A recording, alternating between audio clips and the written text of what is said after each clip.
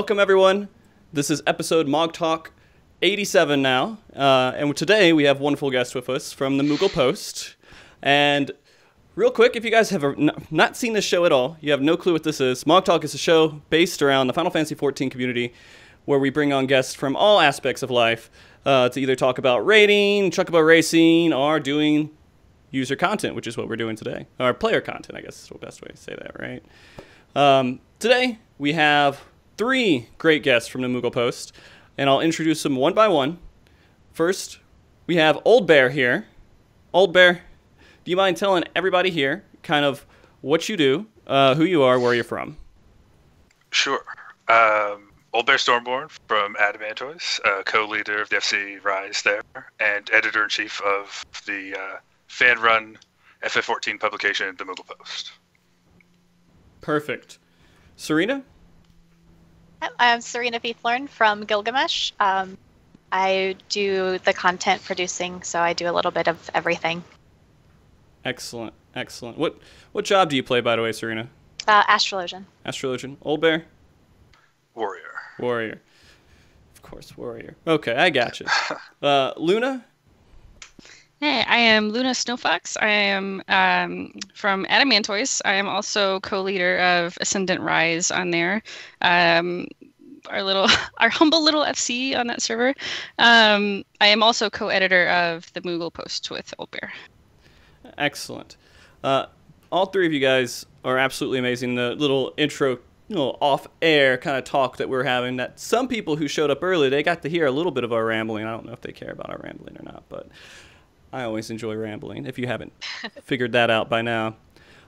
Today, we're doing basically just a highlight on the Moogle Post. You guys have been doing this for quite a while, like you said, since March. And that's pretty awesome to come to the point that where you guys are at. If you guys have not seen the most recent Moogle Post, it's I think it's issue number 10, and they can go to your website, Correct. which is on the screen here, mooglemedia.com, right? Correct. Yep. Excellent. And you guys should check that out. I'll give you guys a direct Google Drive link, and I'll throw it in chat, too, if you guys want to look at that a little bit while we're doing the show here. And that should be the correct one. You can check for me, guys. And if I put the wrong link in there, then you can let me know. But Looks good. excellent. All right. So first off, before we get into too much detail, I really want to get into about you guys and kind of how you guys even got to where you are. First off, I want to ask you, what is the Moogle Post? And any of you guys can answer that. Whoever feels most qualified. Luna, you got it. So the Moogle Post started out, we were a little newsletter, and now we're a online digital magazine. But we've actually expanded beyond that now. We're kind of like a bigger entity. We publish our main drive, of course, is the monthly issues that we publish on the first of each month, but we also do like mid-month content, or we like if there's like a new patch comes out, we'll write something about that, or we also have our blogs and stuff too. So we're kind of we kind of hope to be a place where other players of 14 can go to find new and interesting and relevant content regarding the game. I mean, and that's pretty awesome, because it's not the kind of content that you're creating hasn't been done for Final Fantasy XIV anywhere. Did you guys see anyone trying to attempt what you're doing right now? Not with the same broad scope. So there's people who have glamour blogs and things like that, where they take one little element of the game and then address it the way we try to address a broader spectrum of topics. Right. But not someone doing something on the same scale. Yeah, no. I mean, every time you guys put out an episode, or I keep saying episodes because I'm so used to it. I'm so sorry, guys. Okay. Issue. Every time you guys publish a new issue, I look at it, and it goes on Reddit, and it's definitely upvoted. Everyone supports you guys with what you're doing. They like what you're doing because you put a lot of love into it. It looks like you put a lot of love. Yeah, you guys could just be super professionals that are good at bullshitting stuff, and I just don't know that. But we're complete amateurs. Yeah, yeah, totally. Just making it up as we go. Yeah, that's awesome, because that's what I do. Yeah. That's always what I do. But also, if you guys have questions, I forgot to say this, anyone in chat has questions, they want to throw any comments or anything, we do have Carrara, of course, in the chat collecting any questions. So if you have any questions about the awesome headset that Oldbear has on his head, his beard, or any other questions at all for any of the guests about anything with the Moogle Post, please ask that. Also, if you have questions for me, asking me anything, then the least scars. For example, why I play Paladin. Feel free. And we'll come to those questions when we feel that those are relevant. So that's pretty interesting to hear kind of what you guys are doing right now. I really want to also ask how many people you have doing it, because it seems like you would need a pretty large crew to do what you're doing. How many people do you guys have on the team? Right now, we're between 30 and 35 people. We have writers who kind of come and go. A lot of them will do like one-off pieces where they just do like one article. They're like, hey, I have this idea for an article. And they're like, okay. Then they lay it on us, and then we don't really hear from them again. Or, we have writers who also do repeated content. Like they'll do the same, like Corellia does the Care Bears Corner pretty regularly. We've got Boo Boo who does our lore and stuff like that. So it's kind of, our numbers are always adjusting, but it's roughly 30 to 35 people now. And we've got editors, content creators, which the content creators, they have multiple roles. They could either be like a writer and an artist, or like a layout designer and a writer, or whatever. So we just kind of bunch those people into the content creator title. And then we, of course, have just the layout designers. And then we have artists and illustrators who add artwork to various pages depending on what the layout designers need. And then we've got writers, and all of our writers. No, wait, sorry, that's backwards. We've got bloggers and writers, and all of our bloggers happen to also be writers for the magazine generally. We've also got a little team of proofreaders, which we're about to grow in that section. And then we've got our social media guru too. And then we've also got a newly acquired website assistant guy who helps us with our WordPress website. Well, shit. That's a lot of people. How do you convince all these people to come and do this? Like, do you bribe them with Gil, or like how do you get them in there? We don't have money or Gil. Yeah. We seduce them with putting their name on the website. Okay. And the magazine. Wow, that is. I need to find out a way to recruit people like you guys do. That's amazing that you can do that, and find all these people who want to do it. Maybe it's just one of those situations to where if it doesn't feel like there's a big commitment to it, they can kind of just throw stuff at you and say, I'm kind of in the urge to do it, and maybe that might be what it is. I don't know. Yeah. We've got people that do that for sure. They're just like, hey, I have this one idea, and I'm not going to be very good at writing it, but here's the idea. And so then we go to our team. We're like, hey, who wants to write about this? And we'll have, usually we'll have at least one person that's like, yeah, I'm on it. And then they do that. Or we have, Reddit has been a huge recruitment tool. We've had so many people reach out to us from Reddit. Like, hey, I like your work. How can I contribute? Let me help you, because I think this is amazing and I want to help you guys. Actually, Serena, I pulled straight off of Reddit too. I was asking her, because we needed to recruit, and she's a moderator of one of the pages, and I ended up messaging her and I was like, hey, is this okay to post on here? And she was like, actually, I'm interested in that position. And so we just kind of brought her on board. Wow. Okay, I was going to ask you that. Pressure. Yeah. How Serena kind of got involved in that. I mean, so Serena, you kind of went after them to be part of the team. Yeah, a little bit, yeah. So she just messaged asking if she could recruit from ours, because I do the housing market subreddit. And I haven't written stuff in a very long time, and it's something I'm very passionate about, and I love decorating houses on the game. So I was like, I'm totally up for it. Wow. That's pretty awesome. Maybe that's what I need to do. I need to take my stuff, and I need to go over there and just say, hey, guys, who wants to give me some content and just let me kind of take it? Who wants to... I've also tried to do artwork stuff, and I tried to find people to do artwork, but it always turns into one of these things where it becomes a project and everyone just kind of falls off. Do you have issues with that, where you have people who are doing a project and they're trying to work with you and then they just like kind of disappear? I mean, it's all volunteer time, so it's very hard to force people to deliver if other things in their life make it difficult for them to deliver. So we kind of just work with whatever we can get.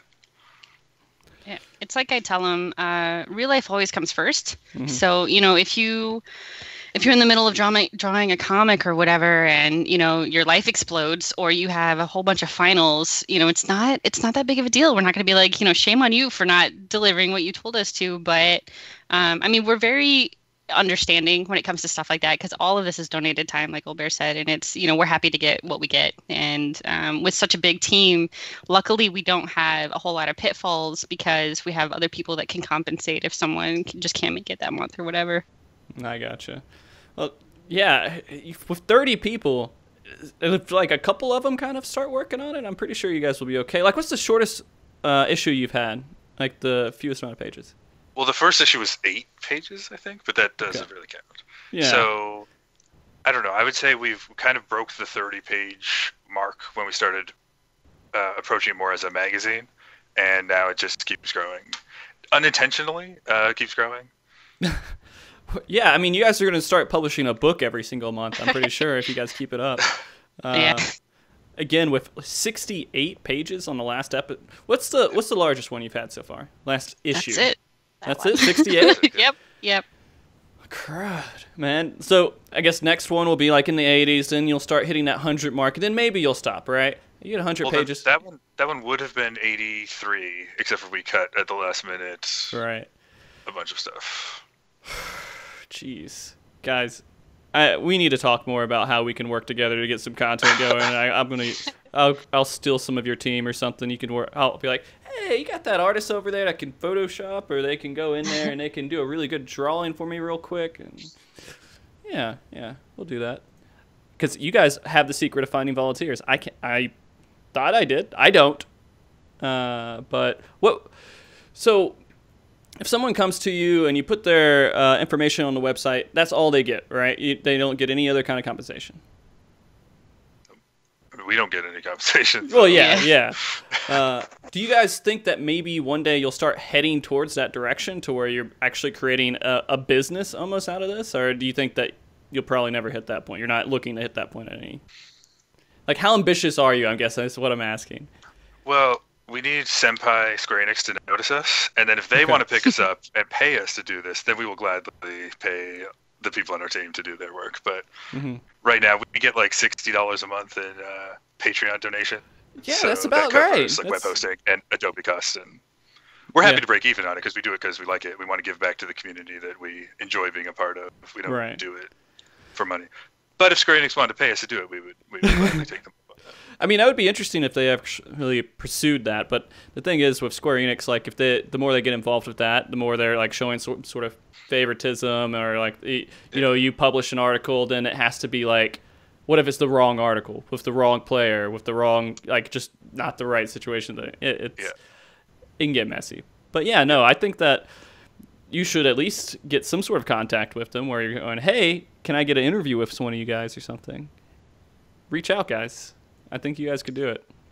I think we've got a friend of the Moogle Post, I think, who is trying to make connections and reach out on our behalf. It's kind of a work in progress, though, but that would be amazing if they would actually notice us, be like, oh, good job, guys. Senpai, please. Yeah. Yeah. I mean, you guys are definitely hitting that spot. Like, I look at this, I'm going through it, and if you printed this out and put it on a newsstand, if someone liked Final Fantasy XIV and they saw this, they would probably buy it. But then again, get a couple people each issue. Like, we get a couple comments on Facebook or other places, like asking if we do printed copies, and so there might be some market for it. Who knows? But do you think that you will ever do actual printed copies? We'll see. So a while ago, we did a podcast, and we mentioned on the podcast we were considering doing printed copies, and we got. Do you know Musecast? The people who run Musecast? I think, I've heard of it. Got in touch with us. We actually ran an ad for them in one of our issues, and she said, she had worked in the magazine industry for years, and if we wanted her advice, she'd be happy to share it with us. Her advice was, don't do it. We design for digital, and designing for print is a whole different animal. You can't just take your digital magazine, click print, and expect it to look like anything other than hot garbage. So, okay. And she said the expertise you would need to make it look good in print, you probably don't have, and if you don't already have, you probably can't afford. Both of which were absolutely correct. Turns out that Amparo, the German woman who does our class guides, she actually works for an ad agency in Germany and does print work every day. So she said she'd be happy to help us kind of redesign some of our stuff for print. Currently, we're thinking about doing maybe like a quarterly type of thing where we take highlights from 3 issues, put them together into some package. Because some of the stuff we run is pretty fluffy and not really worthy of putting ink on a page and, increasing the cost of a printed copy. I think that you could probably put boob envy on there. Yeah. That'd be a good highlight for it. Centerfold, right? Right. We had an upskirts for dummies section. I have a guy who could draw some really lewd stuff for you if you need that guy. He's on Gilgamesh. Serena might know who it is. Asuma, or AZU. He's in like Elysium, and all he does is sit there and draw like horrible lewd pictures all day of cat girls and stuff. So if you need that, I know where to go. I know a guy. Okay. So it's, I guess, print copies is out there on the horizon maybe, but the resources to do it we kind of don't have right now, so we'll see what happens. Okay. And again, I do have one more question for you that's just I got to get out of my head. And it really goes into the fact that you guys are making a piece of media that people aren't used to for MMOs. Like, people aren't used to like a magazine coming out for an MMO usually. And it's not, so it's something that is kind of weird to put out there, especially when it's like, I guess you say, hey, here's an 80-page awesome magazine with lots of information on there. Do you think, like, who are you marketing to? Do you think that people will actually just grab that and start reading that? Or do you need to be like a casual player to enjoy it? Or do you need to be a hardcore player to enjoy it? I mean, do you know who you're aiming at? Initially we weren't aiming at anybody. Initially it was supposed to be an FC newsletter. Mm-hmm. I was joking with these guys earlier that like it started because of glamour prisms.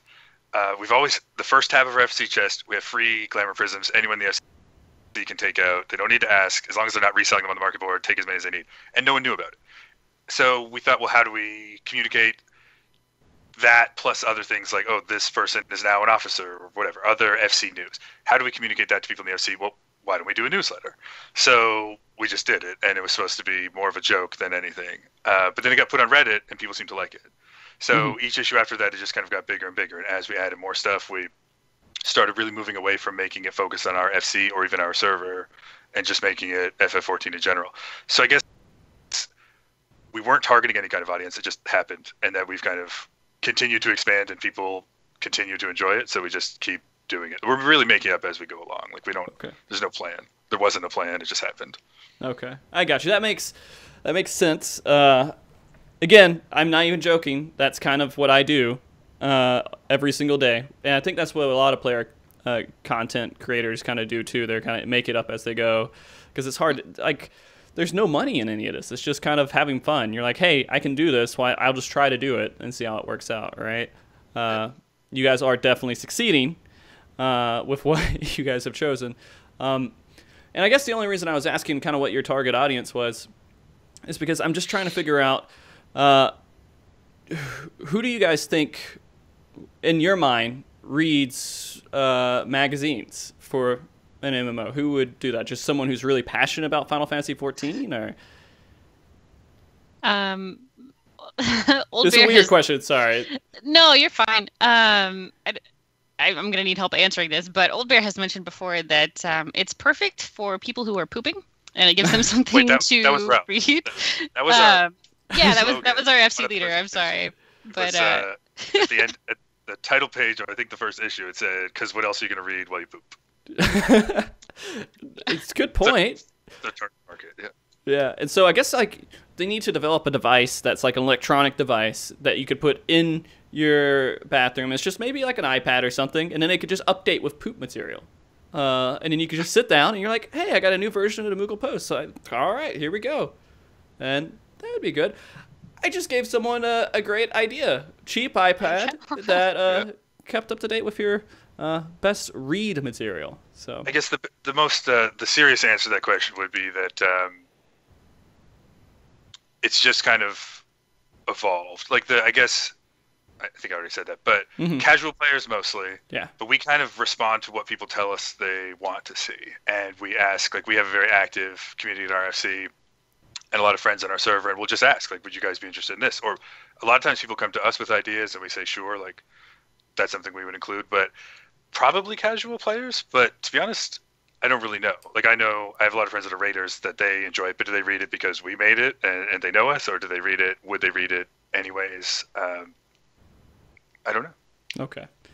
I'm sorry, I keep going away from what we were going to talk about here. But I have some other questions, so I'm going to save them. I'm putting them in the back of my head right now, and I'll come back to them, and we'll kind of get back on track here a little bit. The other question, which you kind of answered a little bit, is kind of how you guys started. It was kind of a joke, right? You're like, hey, it'd be kind of funny if we just put this out there to let people know in our FC what's going on. Was there a certain point or someone came up to you and said something like, hey, we really need to start maybe trying to take this seriously and broaden this out and make it a real magazine? Or was it just, all right, screw it, I'm going to do it? Gradually. It kind of gradually grew into something more serious. So initially, I said it was bi-monthly newsletter and just very low. We were doing it in Microsoft Word, the first couple issues, which was a terrible thing to do. So around the third issue, it started getting a little more professional looking. And as it got a little more, like each issue, we'd get this really positive feedback, and that would kind of give us all these ideas for the next issue. And it just kept kind of evolving. Okay. So there wasn't one moment where we said we're going to take this seriously and try and make this a big thing.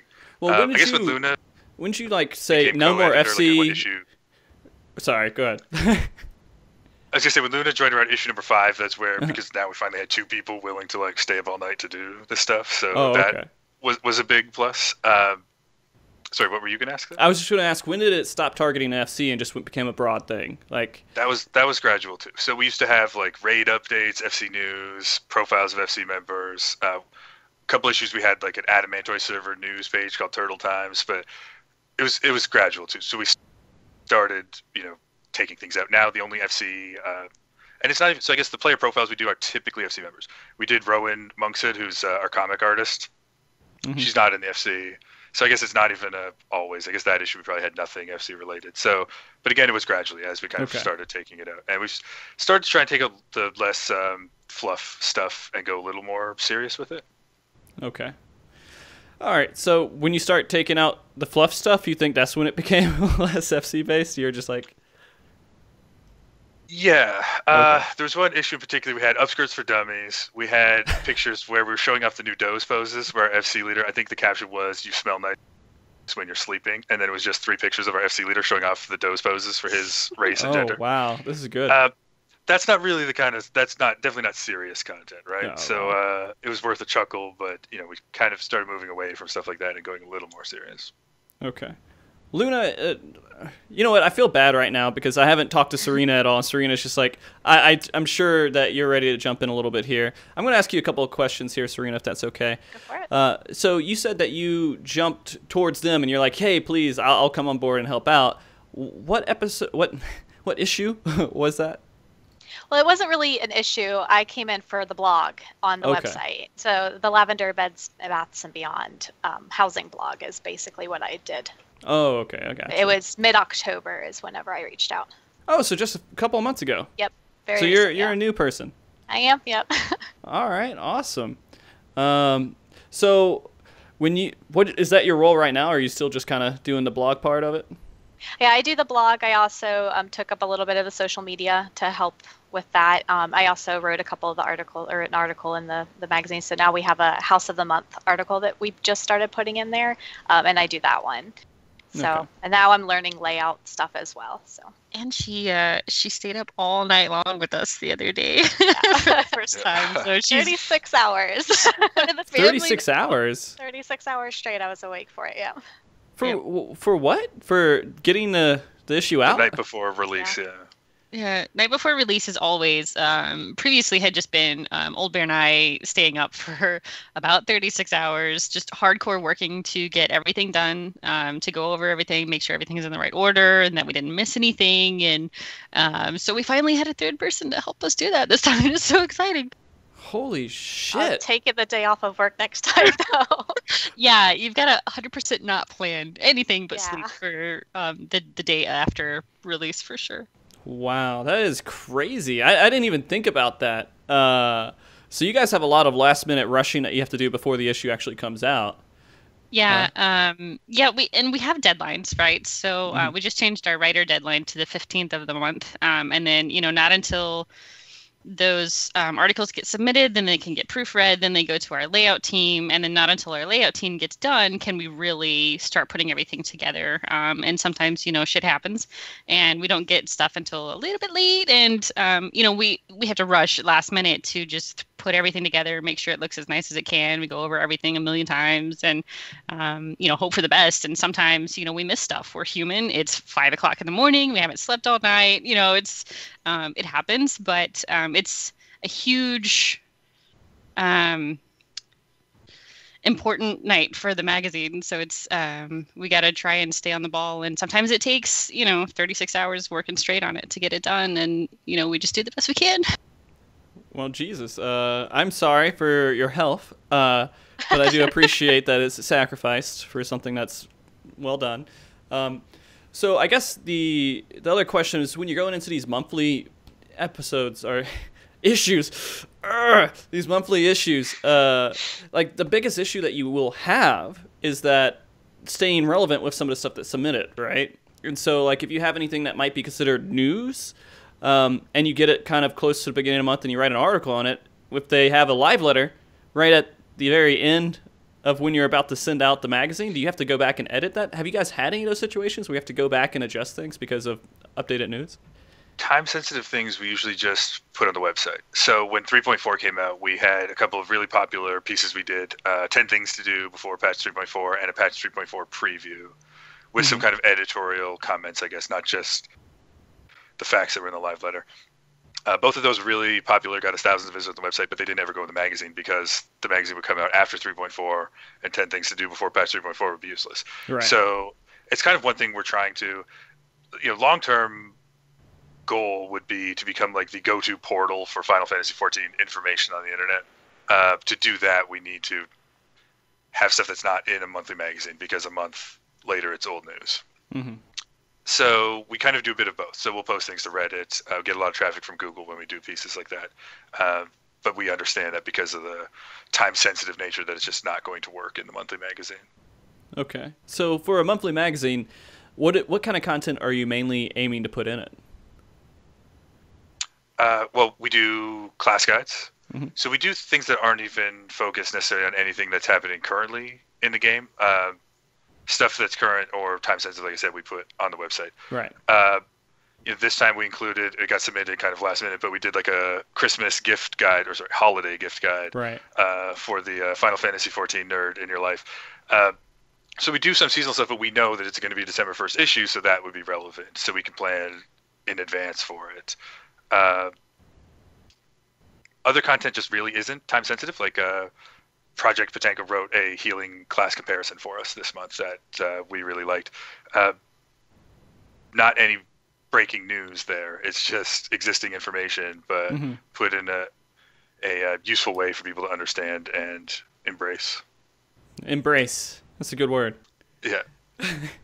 We also have... Go ahead. Sorry, go ahead. No. You go ahead. I was going to say something that didn't make any sense.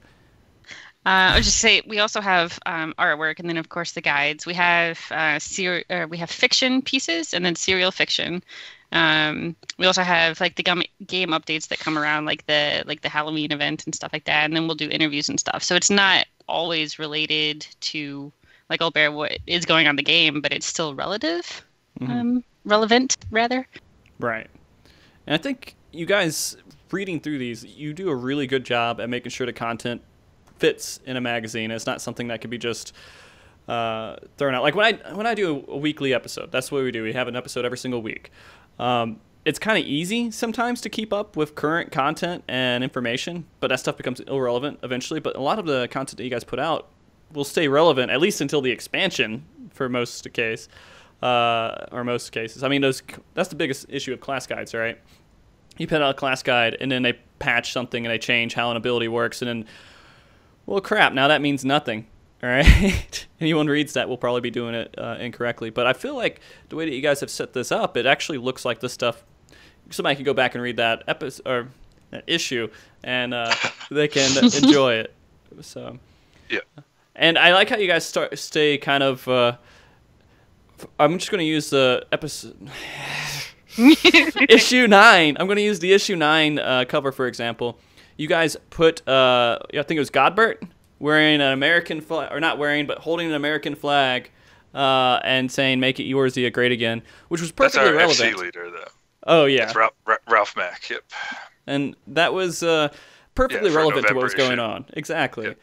Even though I'm Canadian, I can still participate in this. Everyone participated in that. It doesn't matter. Well, and the flag in that slogan was actually Ralph Mack's idea. He was like, "Man, I really want to do this," and it works really well for his character because his character kind of it looks like it commands respect, right? And so it flowed really well for all the election madness going on. It was beautiful. I'm sure that one got a lot of attention on Reddit as well. And I do want to take a second because I mean I have a lot of interaction with Reddit at times. Like I'll put out an episode and I'm like, I'm going to share this. People want it to hear this, so I'm going to put up an episode and show them what is going on. We do know Reddit has this whole, it has the kind of fine line, hey, don't use this to kind of promote yourself kind of deal. But at the same time, they're pretty lenient about it. As long as you're not in there and posting every day, hey, come watch my Twitch channel, right? You're actually posting something that might be worth investigating in, and it's not, I guess, abusive. How do you feel like the relationship between what you guys are doing and going into Reddit has really, I'm trying to figure out the right word, not just developed, but more like how happy are you with that relationship that you guys have built with Reddit so far? Reddit's a fickle mistress. So we don't really have any kind of relationship with the mods. We just try to adhere to their rules the best we can.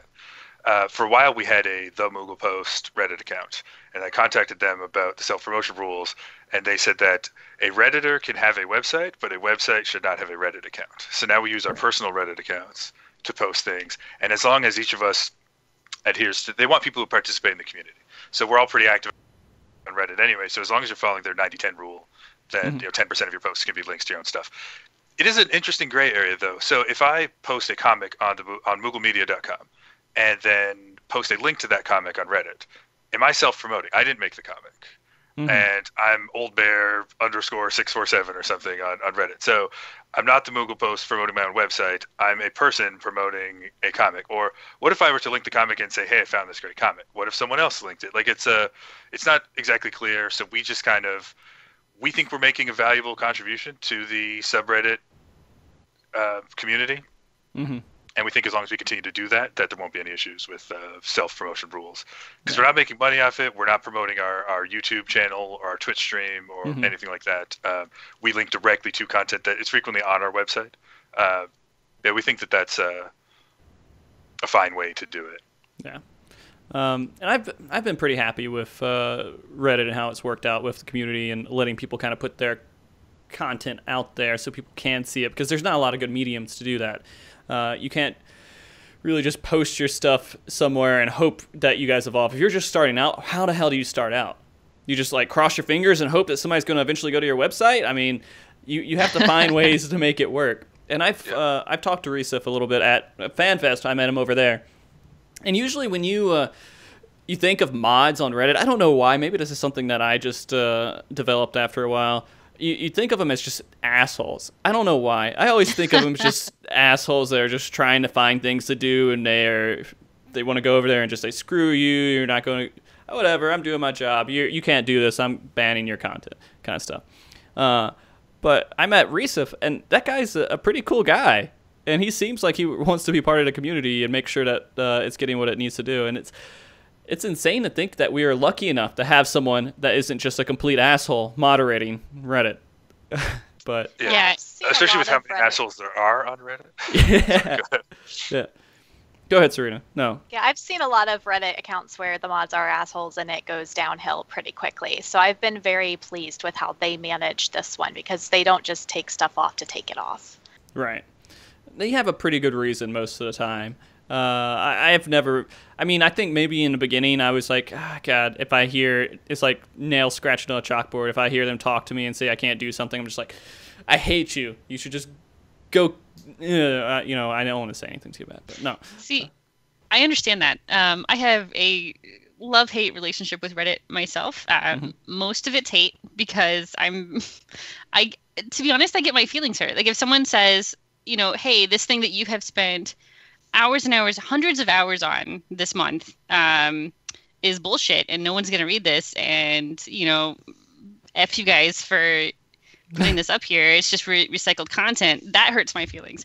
And Reddit is full of trolls and full of people who have had bad days and whatever. So Oldbear continuously has to remind me that there are wonderful people on Reddit. We wouldn't have Serena otherwise. There's a couple other, you know, teammates that we have that we wouldn't have without Reddit. So I have to regularly be reminded that Reddit also has good people. I think maybe they just need to be more vocal, because it just it spirals out of control for me. Yeah, no, Reddit's the internet. You're going to have everyone that's on the internet on Reddit in some way or some form. It's not like a community that just says, hey, we don't allow assholes, or hey, people are going to come on and they're going to be complete dicks, and they're part of the community. And a lot of people who are bored are vocal assholes. But there are also some really cool guys out there that want to support content, and they know this stuff, but then there's also just the regular players who are like absorbing the content and they don't post anything or do anything. They see it and they appreciate it, but they're not going to say anything about it. That's just how it kind of works over there. I've had multiple people harass me in some way, in some form, either on Reddit or even on Twitch or just other places. And you just you get used to it after a while. I had one guy who said something really bad about an episode that I had on there one time. And I said, first message I typed was, you know what? I'm sorry you didn't like it. I guess it wasn't for you, you piece of shit asshole. You could probably just go kill yourself for all I care. But you don't like it, don't watch it. Then I was like, delete. Thank you for your criticism. I appreciated what you said. Could you elaborate so I can make sure that I go forward with this in a positive way? And I actually got a good response from it. And he was like, yeah, you know, I thought you were going to tell me I was a complete asshole. It's like, I was. It's this close. But, you know, I'd rather say, all right, you said something. There's something that you didn't like, even if it was just a little tiny minor thing. If it's something that's easy for me to fix, let me just fix it. You know? Reddit loves to nitpick. That's like Reddit's average Redditor's dream day is to go on Reddit, see something someone else posted, and catch one thing wrong with it, and then just shit all over it. So whatever, they still read it. You know, I'm happy with it. They visited our website. They checked out the stuff we have to offer. I'm perfectly okay with criticism. Yeah, I mean, you just have to kind of accept that. If you don't, then you'll go downhill, and you'll probably stop doing what you're doing or put a bullet in your head. I mean, those are the two options you really have if you don't try to start taking some of that negative stuff positively. But I do. You know, I'm going to say something to you guys, and you can take it bad or you can take it great. So there's this thing, I guess, when you're creating content sometimes where you'll see someone who create content, and once you see it, you're like, I hate those guys. I hate them because that is good, and it's better than what I have, and I don't like that. And I'm like, I put all this work into what I'm doing, but then they got this, and it's so great. God damn it. Now I have to figure out how to one-up it. Now I have to do better with that. But that's not really how it does. It lasts for about 2 seconds. That feeling lasts about 2 seconds. Then you realize, wow, I really appreciate what these guys do. And you have to kind of run. Have you guys ever ran into that before, or am I just totally insane? I get salty sometimes about posts that beat our posts on Reddit.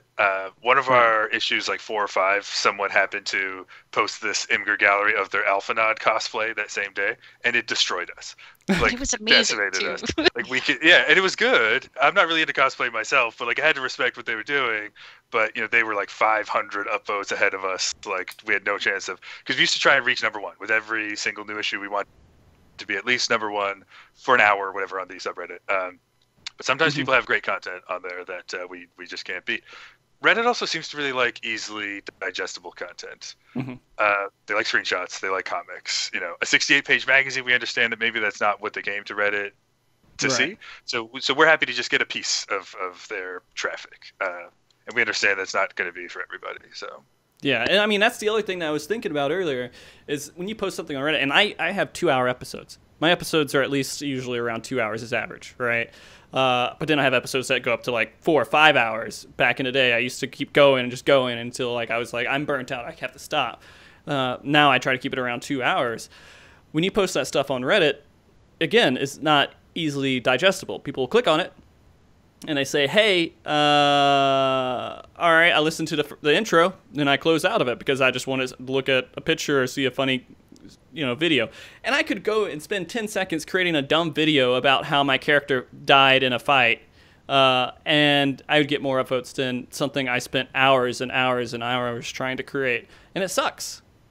Well, and what's nice about our magazine is that it's easily able to be broken down into individual pieces, right? So we can take our, 1,573 page Dark Knight guide, and we can put it on its own page on our website, and then we can throw that link onto Reddit and be like, hey guys, here's a guide. Merry Christmas. And they don't have to flip through our 68 pages of our magazine. It's right there.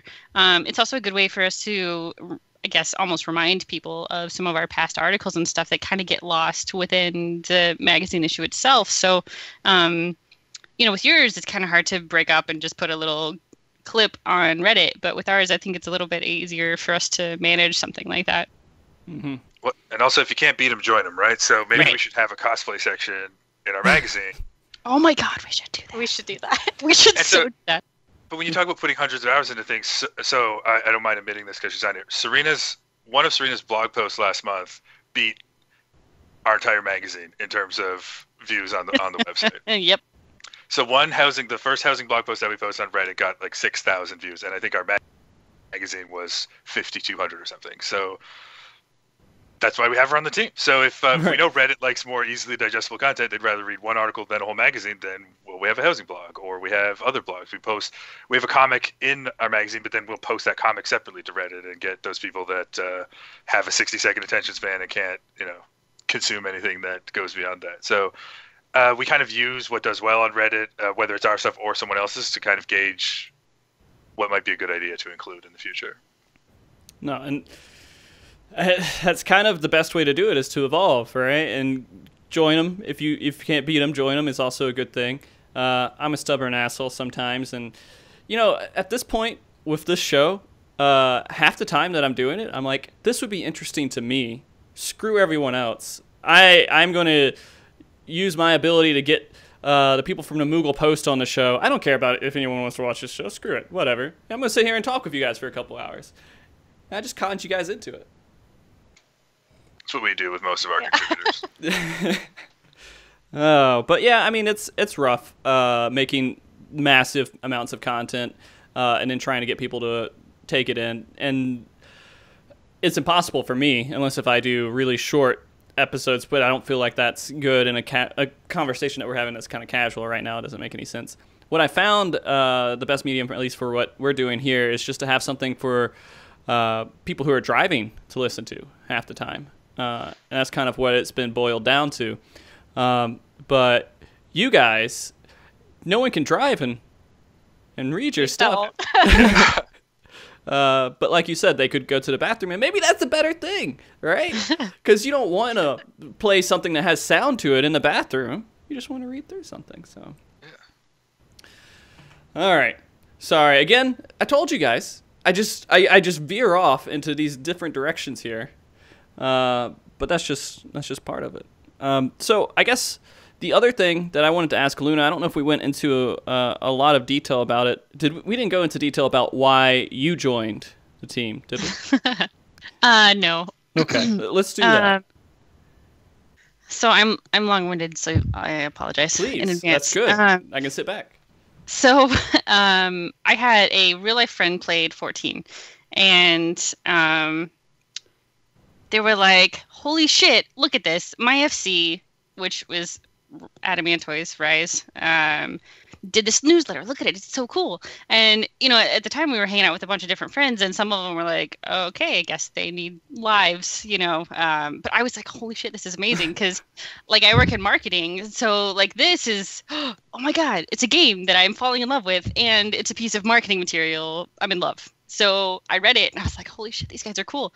So I actually made an alt to get into Rise of on Adamantoy's server and kind of check them out, like, and be like, yeah, no, I came here because of this this publication that I read, and so I kind of just fell in love with the FC, and that I created a relationship with its members. And I had mentioned to Oldbear that, hey, I love this, and it's amazing and good job. And so there came a point in time where Oldbear needed more help, and so he was like, hey, Luna, you're gonna help me on this. And I was like, there's so much responsibility. I don't know if I can handle it. I don't know if I have time. And then I just did, because I really kind of wanted to be a part of it anyway, and it was a good segue into it. And so I started helping, and I fell in love with everything that we were doing. And we had so many ideas and so many conversations with people, and getting people recruited, and just it growing and growing and growing. And so it's a huge project for me. I've got it on my resume. It's been so fun to kind of reach out and to be a part of such a huge part of the 14 community. So that's my story. Okay, that's a good one. Yeah. So Oldbear, did you actually go up and say, hey, you're going to be a part of this? Or how'd you go about that? I tend to be pretty pushy with people. So, like, we feature comics by Queen Baby now, and I just told, like, we were talking one night, she's in school for sequential art. So just like, okay, well, you're going to do comics for us. And then she did one, I'm like, okay, you're going to do weekly comics for us. She's like, okay. So if you don't ask people, you just tell them and then hope that they don't hate you for it.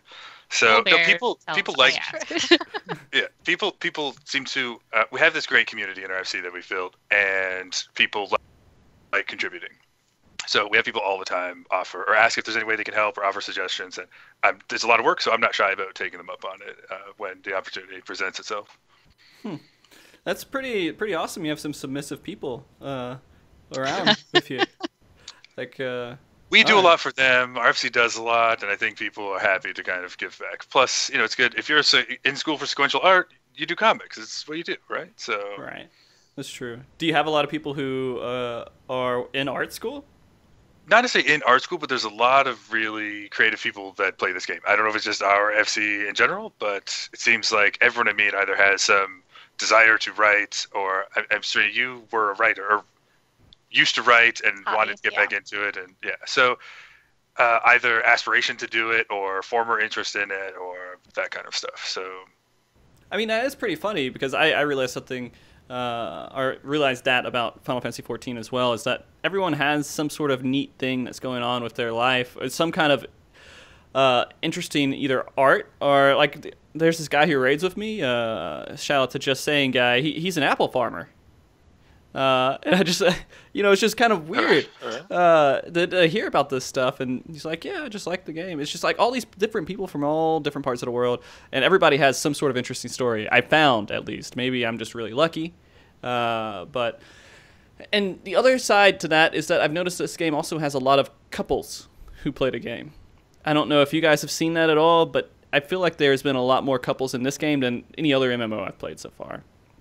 Yep, my husband's actually the one who got me into the game. There you go. And so, I don't know if there's just something about Final Fantasy with its nostalgia with gaming couples. They're like, yeah, Final Fantasy, I remember that. That was awesome. Yeah, let's go play the MMO together. We're tired of WoW. Screw it. We're going to go to this new one, and it's going to be pretty, which it is. Final Fantasy is a very pretty game. And it suits a lot of casual players. And then if you want to be a raider, it does have some hardcore raiding content into it. I think it gets both the MMO fans. Like, I played WoW, that was my first MMO, and then bounced around to kind of every other MMO, and then found this one. But I know just as many people who were Final Fantasy fans first and played it kind of despite it being an MMO rather than because it was an MMO. Mm-hmm. It's a Final Fantasy game, so they'll play it. And the art history, the aesthetic of Final Fantasy is pretty legendary. So I think that's why it attracts so many artists, because if you're an artist and a gamer, this is probably the game that you're going to want to play. You're definitely not playing WoW with the cartoony graphics and stuff, right? Yeah. No, yeah. That's the biggest issue that I had, is when I start playing Final Fantasy, I was like, all right, well, I guess it's time to go back to WoW a little bit here. And I went back to it, and I was like, it felt like I was playing an NES game for some reason. I don't know. It just didn't feel right. Like, the art style just didn't grab me anymore. Yeah. Although NES had some really good graphics, depending on the game that you played. It's true. So, Oldbear, you're how many hours are you spending every single month on the Moogle Post? If you had to just guess. I'd prefer not to try to add it up, but a lot. Okay, although it's transitioned more from, there was a period where it was me producing my completely amateurish layouts. Like I bought a template from Creative Market or something. I was like, I'm going to learn how to use InDesign, and it was terrible. Now I produce very few of the pages that were in the last issue. I'm more the idea guy, I guess, / coordinator. But I'm also not that organized, which is why I have Luna and Serena to try and keep things organized. But I like being, hey, we should write about this. Or wouldn't it be interesting if we did this? And then finding people to execute it and kind of helping them turn it into something. And then I'm the guy who puts together the final issue. So a lot, like a ridiculous amount. Okay, I'm going to go with 100 hours a month? Yeah, probably. Yeah, hundreds is good. Now, Luna, do you spend as many hours as Oldbear on this, or do you spend more hours than he does? I'm going to be a little bit bold, and I say that I spend more hours on it. And on any given month, yes. This last month, I was having some real life issues going on, but I think overall, Oldbear and I spend pretty similar amount of time on it. I think I spend more time on it earlier in the month than Oldbear does. I also, both of us are very much, I don't want to say the term puppet masters, but we help organize the team very early, like from the 1st to the 31st, every single month. So there's a lot of hours, a lot of coordination, a lot of private messages. There's spreadsheets that need to be kept up to date. There's, people who have ideas that you're reaching out. There's people who want to contribute to the magazine, reaching out to them, keeping up with our social media stuff, making sure our blog posts get released on the time. There's always something to do. If you ask me any hour of any given day on any given month, what am I doing? I'm working on Moogle Post stuff. That's my blanket default hour, default response. And everybody kind of just expects that if I'm not in game, I'm working on Moogle Post stuff. And guess what? I'm hardly ever in game lately. So, but yeah, we spend hundreds and hundreds of hours every month on this. It is our baby. So it's just, with the amount of detail and the amount of people that we have on our team, it's just, you've got to spend the hours to get it as good as it is. And it's, we've tried to be a little bit better about delegating stuff. In the beginning, when I first started taking on a lot of stuff, when I first joined, it was really hard for me to delegate. So, like Oldbear, we need more people. In the instance of, if we've only got 4 writers and we count on all of them to do content for us every month. Well, if something happens in their real life, we're out. So I'm like, okay, we need more writers, and then we need more artists, and then we need more proofreaders because this is too much on me. So it's a matter of growing our team so that we have to do less. It's learning how to manage people has been one of the biggest things that I've learned since working on this, for sure. And that's actually a pretty good skill to have, although it's not usually a good skill to reference in a job interview or anything. That's the sad thing. There's a lot of skills that you learn just from doing your own little projects on the side. And for example, raid leaders are really good with team management when they but how do they apply that to a job? So how much does the job that you guys have outside of the Moogle Post kind of relate to what you guys are doing right now? You don't have to go into any personal details, but I think I'm an assistant, so okay. Not at all for you, Serena? You have really. some? Okay. Yeah. For me, Moogle Post is how I'm trying to... So I'm an actuary by trade, and it's an incredibly boring job that I didn't really enjoy. So I'm currently not working and doing this full-time as a way of building skill set to go into marketing work, which I find much more exciting and rewarding. That's awesome. So... yeah, so that's why I've taught myself how to use WordPress, so now I can put on my resume that I know at least some web content management system, that kind of thing, right? Mm-hmm. Also aspiring writer, so that's really why I got started writing. I didn't do any of the layout work at first. It was just me writing everything. So it's more of a way of pursuing other goals than at all related to what I did in the past professionally. Yeah, and prior to working on the Moogle Post, I actually did work in marketing, and that's, of course, as I mentioned earlier, what drew me to it. But there's a lot of skills that I have learned doing this that I wasn't able to put on a resume before, like managing a team and really knowing InDesign as intimately as I do now, which is not much because I'm still an amateur because Oldbear and I have been learning as we go. But, learning InDesign and learning more about Photoshop and learning more about WordPress, all of these things I have legit been able to put on my resume and say, here's what I spend hours doing, and here's how I know how to do. And I'm currently unemployed, but I'm in the market to get a job. And so far, adding those things to my resume has helped me get further than it had previously. So that's it's been a nice adjustment for that. That's actually pretty awesome to hear. I'm in that situation to where if I applied for a job, it would have to be video game related if I'm going to use MogTalk for anything. Because if I showed someone like a podcast on MogTalk, what are they going to think when they see it, right? They say, "Oh, they're talking about what the fuck are they talking about? Moogles? Is that a cat?" Yeah. You know what? That bugs me the most. You say that. Go ahead. Sorry, you say that, and I've actually had that conversation in an interview. They're like, well, because luckily the guy who was doing the interview knew what Final Fantasy XIV was, and so when I showed it to him, he appreciated it a little bit more. But if you go into an office and say, "Hey, look at this," and and they see that overheard on Discord page that has like people talking about boobs and asses and all kinds of shit, they're like, "Oh, I don't know about this." So like, right. you got to be real tricky with it, right? You got to say, here's all the skills that I have learned from doing this, not necessarily saying that this is my resume. It's just that, you've built these over time. And like for you, I would imagine probably a DJ position would benefit the most from what you're doing. Yeah, maybe. Again, when... Like, I'm not even joking about the cat part, and it bugged me to hell. Like I had shirts made for me, all right? It bugged the hell out of me. I was like, "Hey, here's my icon." He's like, "Yeah, so we got that cat-looking thing on there." I'm like, I don't even think of this thing as a cat. How? But, I mean, it makes sense, because that's the only way that, I guess, someone who's never seen Final Fantasy could establish that in their head. But, I don't know. It's hard to relate sometimes to people who know nothing about Final Fantasy. Yep. I have that problem with my mom. My mom signed up for we have a mailing list, and my mom, because she's, I'm her kid, she's proud of me. So she signed up for the mailing list, and she looked at this, and she's like, "Oh my God, I don't know anything that you guys are saying, but it's pretty to look at." And I was like, "Thanks, Mom." Yeah. And again, I want to emphasize how pretty this stuff is to look at. So how many people do you have kind of managing and kind of handling all the graphics and everything on your issues? As far as, you mean layout designers? Layout designers are someone who's doing, Photoshop work or whatever they may be doing to like make the page actually look really good.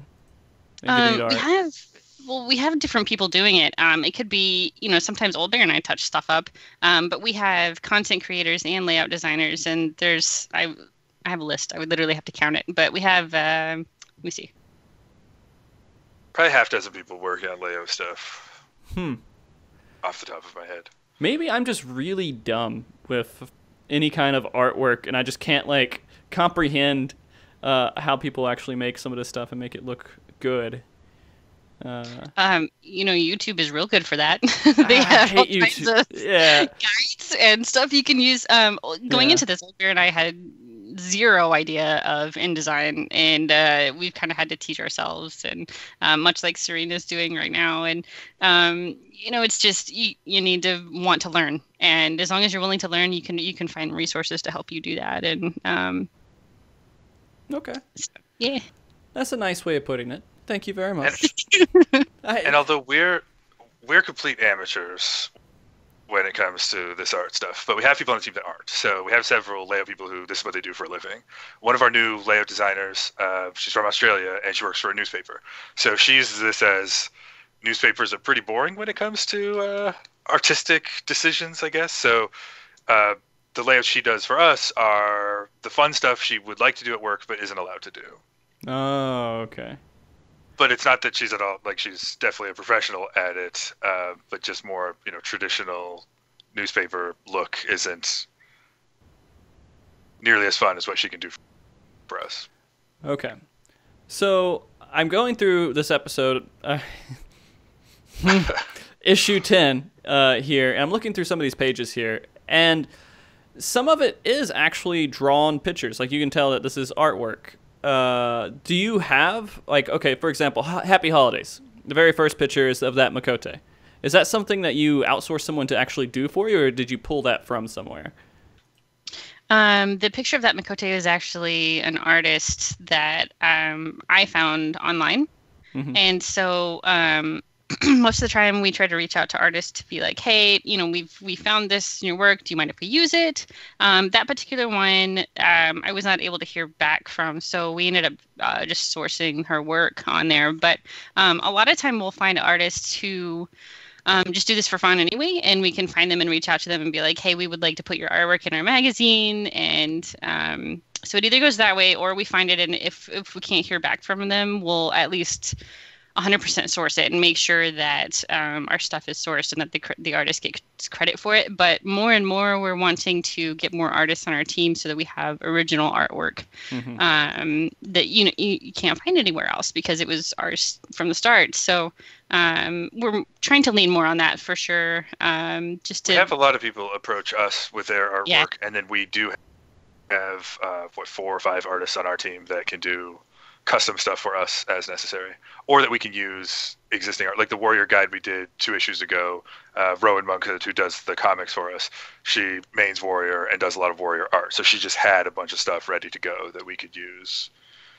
So it's not that she drew it for us, it's that it was already part of her portfolio and she gave us permission to use it. So kind of a combination of sources, I guess. All right. So I'm going to ask you just, again, a handful of questions about issue number 10. And because it's the most recent one here, and one of the other things that I see on here is the Miss December page on here, where you have a calendar page dedicated to in-game character in a nice snowy bikini here. So, what inspired doing that? Are you just like one day you're just like, yeah, let's go ahead and just find someone who could give us a really attractive picture of a I'm not stupid. Aura.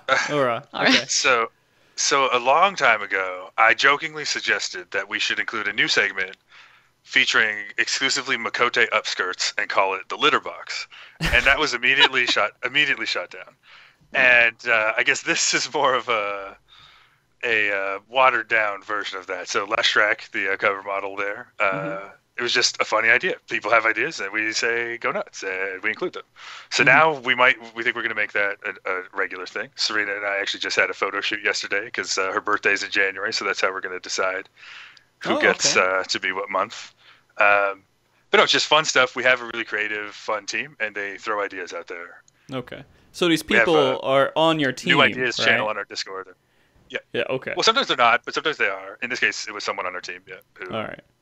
Do you think that you might start hosting contests every month, and you'll just say, hey, everyone can come up and take pictures for Miss February, and then whoever you guys choose ends up in the magazine?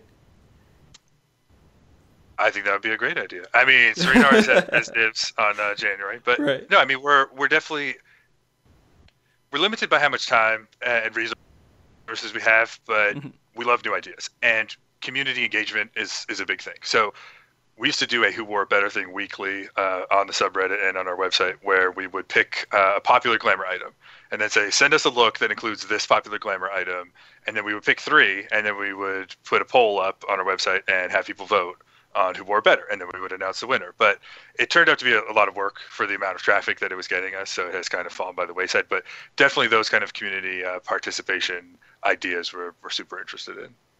Okay. All right, so the next part I want to talk about with this issue here is that you do have guides in here, right? For example, the Dark Knight guide. How do you choose who you're going to use for that Dark Knight guide? Do they just come to you and say, hey, I want to write a guide for you? And then you work with that? Or do you actually find someone that is Mr. Super Dark Knight? Like, how do you evaluate that? So it's a really interesting question because Reddit is a thing. Right. So in the past, so for the Machinist Guide, we had, I guess, a bunch of different sources. So the Dark Knight Guide was written by Arius, who's our tank columnist. So he has a tank column called Last Bastion that's in every issue, although we had to cut it from this issue because his guide was so damn long to begin with. So he already was part of the team. He mains Dark Knight and super passionate about it, so he wanted to write the guide. For the Warrior guide, we had another guide lined up that kind of fell through. So at the last minute, I asked Priscia, a friend of mine from Adamantoys, also the Warrior I'm chasing on FFLog's leaderboard, and just said, you willing to do this in a couple of days? And they said, sure. We kind of co-authored it together. We recently had someone approach us about writing an Astrologian guide, and I messaged them back and said, can I get your character name so I can look you up on FFLog? And they said I don't post to FFLogs. Okay. Then you probably don't. Yeah.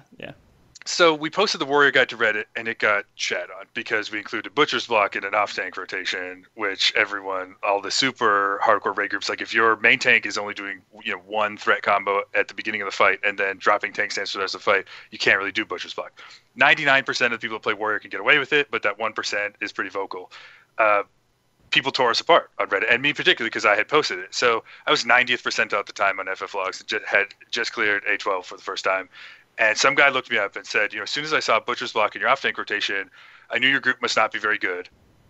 I looked you guys up on FFLogs, and I didn't see anything even remotely impressive. So someone else actually jumped to my fence like, well, 90th percentile, like that's not even remotely impressive. Turns out this guy was like 25th in the world or something, right? So, he's qualified to criticize, and, I was happy to get that feedback. Mm-hmm. But we know it's a thing. We know if someone writes a guide that their resume is going to be questioned, let's say. So it's something we've been talking about recently. Like, do we want to have people write guides that might not, what if they've only done a 9 Savage or something? Or what if they don't have any parses on FFLogs? Like, do they need that credibility? Should we be going after Xeno to write the Warrior guide or something, right? Mm-hmm. Or is, being the second best Warrior in Adamantoys a good enough resume to author a guide? Our guides are generally geared towards more casual players. So we think that, if you're like in case of Priscia, who's either second or third on Adamantoys right now for Warrior, that's good enough. Like they can teach 90% of the Warriors out there a thing or two about how to play their class. And that's our target audience, is that 90%, not the 10%. The people that are already 99% on FFLogs, they don't need our guides. We don't have anything to teach them. So, right. So it's, I guess, a balance of someone who's willing to write it, first of all, that being the most important thing, someone who has some skill at writing, and then someone who has an appropriate resume that we think the guide will still be respected by the community. Yeah, and that's rough. That's extremely rough. And this is from my experience with trying to do shows with certain job shows and class shows. And I'd bring somebody on, and sometimes it's taken really well. Other times it's taken like, oh no, what he said was wrong, and I don't believe in what he's saying. I think that he is an idiot for saying what he said, and they only have to say one thing wrong, just one thing, and then that's not enough to tear somebody apart, right? And question their credibility. But in all honesty, there's a lot of different ways to play this game and still succeed pretty well. There's only a couple of ways to be perfect. And everyone's battling to figure that out half the time. And sometimes people are like, yeah, I have it figured out, and I prove myself because I'm number 1 on FFLogs. And, I'm also number 1 at getting the Astro to give me balance for 100% of the fight. So, I mean, like, it's one of those weird ways to get somebody to say, you have to go to FFLogs, you have to look at it. But at the same time, these people might not be at the top of FFLogs, and they're really good players, but they just don't go out there to get the high parses or to be at the top of FFLogs. They go out there to clear stuff as efficiently or as quickly as a group, or they have fun with it. They're not out there to be number 1. Most of the people who are looking for number 1, they're never going to write a guide. Yeah. Ever. Because they just don't care. They just want to be at the top. They don't want to be known for a big guide or anything else. Some people will, but, Yeah. And to be fair, the guy that I said that was like 25th in the world for Warrior that kind of shit on our guide, he did say that if this is written for new level 60s or people that leveled up in Palace of the Dead or something and kind of looking for a basic how-to play Warrior guide, then it's perfect. And I guess that's really the thing is with the guides, it's all about the target audience. And for us, it's more casual players. Yeah. That's all you can target guides for. Unless if you want to put like top parse guide. That's what they should be called, parse guides, if they want to do that. They could create just separate guides just for parses. And I know, Luna, you don't care much about this, right? I care about it from a editor of Moogle Post standpoint. Okay. But I am, as Oldbear calls, a filthy casual. I don't raid. So in that aspect, it's not relevant to me, but I care about it as far as content and making sure that it's what people need to read or want to read and can actually find it useful. So I care more about it that way than I do in relation to the actual game. Right. And that's good. It's good to have these different perspectives too, because if we were all just like top raters making this magazine, you're making a magazine for top raters half the time, or that's what it would turn into. But now that you have you, and you have Serena with the housing guides, or the housing blogs, you kind of have a good balance here. You have you target everybody that's playing the game, not just the in-game raters, which is a very good way to go about it. And you'll probably not get the most extreme players reading your magazine, but that's probably 0.001% of the people that you'll be excluding. So, yeah, I think we just try to appeal to the majority of people, because there is there's all different tiers of people who play the game. There's us filthy casuals, and then there's the hardcore raiders. And if we have something in there for everybody, then that it has a broader scope and is more relevant to more people, obviously. So. Yeah. And even if we don't have anything to teach you about, like if you're in Elysium and you're world first, whatever, we don't have anything to teach you that you don't already know about the game, but we have pretty pictures. Mm-hmm. That pretty pictures are good. Yeah. And you have comics in there. By the way, do you have to filter through comics sometimes, or you just put kind of all the comics that are sent to you in the magazine? Open invitation. If anyone out there makes comics, send them to me. I'll include them. The FF14 community has an insatiable appetite for comics, and they only take up one page each. So we will include every single comic. Like, there's no such thing as a bad comic, in my opinion. Now, Luna has equal say here and might disagree. But yeah, we've never turned down a comic. If you write a comic, because there's so many people out there love comics. Okay. So for me, the catch, I guess, is it funny? Usually, if we have a question about, if Oldbear thinks something's funny and I don't, then we'll ask another person, and then we'll ask another person, and then another person. And I think as long as it appeals to at least one person, we put it in there. Okay. Have they ever asked Serena? Serena, have you ever been asked To do a comic? to judge a comic? No, not yet. Okay. She's still a baby, though. I'm still a baby. Fair enough. And Serena, do you right now your role 100% is kind of doing the housing side of things, right? In that blog? Okay. And then the House of the Month article as well. Right. Are you looking to go forward with more stuff within the magazine? We're forcing her to. Oldbear is forcing her to. I am asking politely. Okay. As we do. I am very much a helper. Like, I will do whatever they need with help with. I've proofread stuff for them. I've picked up writing things. There's a couple things that I've written for them that we didn't include in the magazine that we'll be using later on, that weren't housing related. So pretty much I'm a fill-in to whatever is needed. I'm here for it. So. All right, that's awesome. So now you have a new person that you can fully take advantage of and be very submissive to what you say there, Oldbear. The dream. Yep. Yeah. Oh, geez. All right, so you have a whole bunch of other things in this as well, and I'm kind of curious, when you're making articles, Oldbear, what's your thought process? Are you just like constantly writing down ideas and you're just like pulling it all together? Or I just talk a lot. So we have a very active Discord in RFC, and I don't do a whole lot besides play the game, so I just kind of ramble on about stuff. And then I come up with ideas, and then I ask someone to do it, and then I hope that they do it. And if they say no, then I try to find somebody else. And other people come up with ideas, or we just kind of come up with them organically. Like, it's a pretty collaborative process. Mm-hmm. So, and a lot of the stuff is recurring content, right? So it's not brand new ideas. Like, each issue kind of has a couple of new ideas in it, let's say. Yeah. I mean, like, I'm going through this, and this is all perfect stuff that would appeal to the average Final Fantasy XIV player. I guess I do want to ask a question, because I see this, and it's just like, it looks like it's kind of a recurring theme, and I want to know maybe the origin story of Sexy Fish for Sexy Fishers, if you guys wouldn't mind giving that to me. So we have a guy in RFC. His character name is Papira Pira. His Discord name is a little fish symbol. All he talks about is fish. I guess he loves fish in real life. He loves fishing in the game. Like, it is his thing.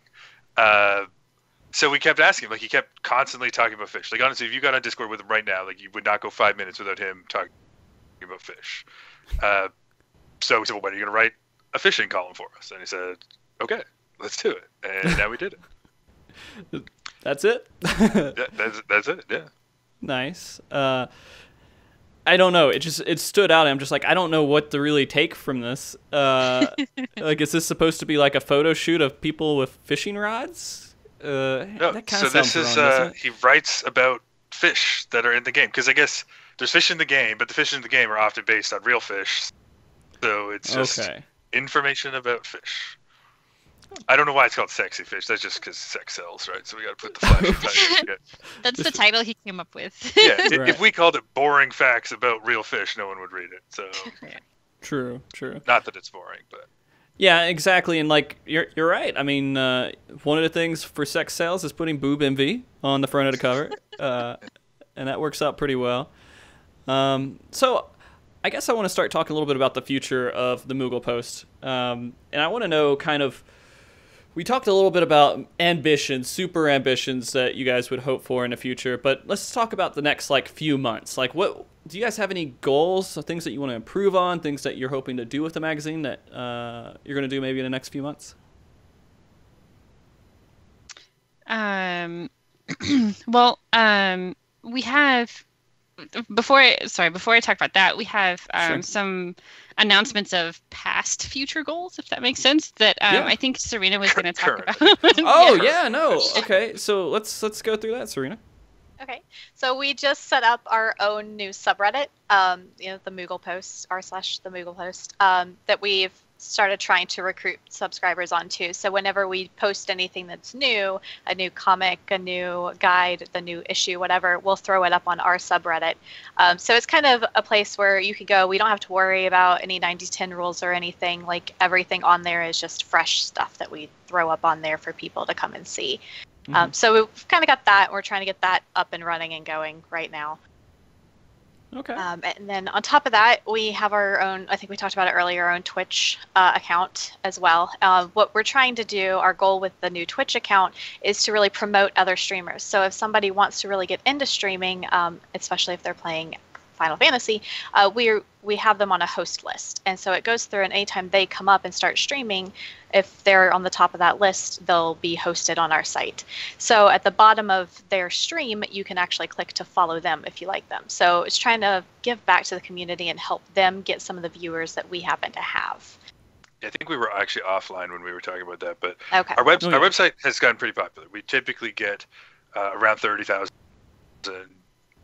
unique visitors on our website a month. So we're trying to, instead of just having them go off and look at whatever they were looking at before they got to our website, we're trying to use that to help support other people that are doing community projects, and Twitch is kind of a big one. So we've added a link to our navigation bar, and it's not a huge amount of traffic yet, but we hosted your raid last night. And I appreciate it. That was awesome. Yeah. I saw that. And I was like, perfect timing right before today's show. So yeah, I saw that, and I was wondering what you guys would do with that Twitch account. And mostly it's a hosting tool for you. Yeah. Well, we stream our own raid, so Serena streams as the Moogle Post. Okay. Yeah, so our raid goes up on there, and then whenever we're not on, we go through the hosting list. Okay, I gotcha. Yeah, and that hosting list is a pretty cool feature, I think, with Twitch when they introduced that. They did a lot of really good things. Like, I actually went to the TwitchCon, and they were announcing all this stuff, and they went kind of crazy with all the new features they were doing. Like, Twitch Prime was... Like, I don't know, it was a Twitch streamer's, like, dream almost, of partners, I guess, if you're partnered, because you get all the extra free subscriptions from that. But also the fact that they added in these features like auto-hosting really makes life a lot easier. Because if you have, like, a set amount of people that you support and you want to make sure that you are sending them something, even if it's 1 or 2 viewers that are just kind of on your stream for whatever reason. And also just hosting someone is kind of like for advertising for them. Like, they look at who they're following. Oh, this person's hosting this person? Okay, I guess I can check them out. It's nice, right? Yep, that's kind of the goal, is to help streamers find followers and followers find streamers. Yeah. Now, I just wish the auto host feature would allow you to specify what game, because a lot of the streamers on our list are doing 15 right now. And I would prefer to rank the list, like, if you're doing 14, we're going to put you on. Right. We'll put on 15 if there's no one playing 14. But yeah, and sometimes we end up with Overwatch on there and stuff, and it's fine. Like, we're trying to help streamers, but I have to kind of manually prioritize the list sometimes, and like. Yeah, it's rough. I know what you mean too. Yeah. On that note, have you guys put any time into 15 at all? Any of you guys? No PlayStation 4. Oh yeah, Luna. No, not at all. I'm not in a situation to buy the game at this moment, but I watch streams every now and then. I've been in tune with what people are saying about the game, and I look forward to playing it, just not right now, I think. Fair enough. Holidays are here, so it could be coming. No, I got it, but I didn't want to be on the list of people who were playing it as soon as it came out. I wanted to give it some time to cool down because there's no way that I can keep up with everyone else that's playing it right now. Right. And I figured it would be a good idea to kind of hold off on it. I heard really good things about it, and I hope I get to spend some time on it, but mostly I prioritize all my time on 14. And there's like one night a week I'm like, oh, you know what? We're going to play Tomb Raider. You know, I need a little bit of a break. And that's again, one of the issues with streaming Final Fantasy XIV. You might find that when you start your hosting list too, is that a lot of the people who stream Final Fantasy XIV do it a lot, especially the bigger streamers. They spend day in and day out, like 5-8 hours a day playing 14. Yeah, you can't stay sane and do that much Final Fantasy XIV if you are going through the content and you're burning through everything. And so you're like, well, what do I do now? I have everything up to max. I've done all of the content. I have an alt. I have 2-3 alts on different servers, leveled up to 60. They're in their own raids. And then, all right, well, I guess I'll try Dark Souls out, right? I mean, I currently raid with 3 different raid groups. So, nice. I find ways to fill the day, yeah. Wow, yeah, I was thinking about, like, I'm trying to get an alt leveled up, but it's so hard. It is. It's so hard. Because going through all of that is like kind of almost going through mud to me. I mean, it's not mud, but it feels like quicksand or something just really slow, and it's hard to get up there. When I level up like an alt job, it's different, but an alt character, it's rough going through all that storyline again. It's just in getting through all that. Maybe you need to put a column in there, Oldbear, about how to level an alt. How to have no life, yeah. Yeah. You know what, though, I don't level a lot of alt jobs. I prefer to level a whole other character. Right. Because you can only really main one job. You have, if you're committed to your raid group, right, you're going to spend all of your resources for the first however many weeks of a new raid cycle on that job. So you might play Monk on your main character, but it's never going to be competitively geared. Mm-hmm. If you want to do that, you need another character so that you can spend all of that character's resources. So I play Monk in another raid group, and I'm not that good, but at least that character can spend all of its tomestones and get all of its drops and use all the upgrade items and everything just on Monk. Where, even if I had Monk on my main character, I would never actually be able to play it in raid because someone else would have to tank. Fair enough. I kind of think of it as the way that, like, you can kind of have three different jobs.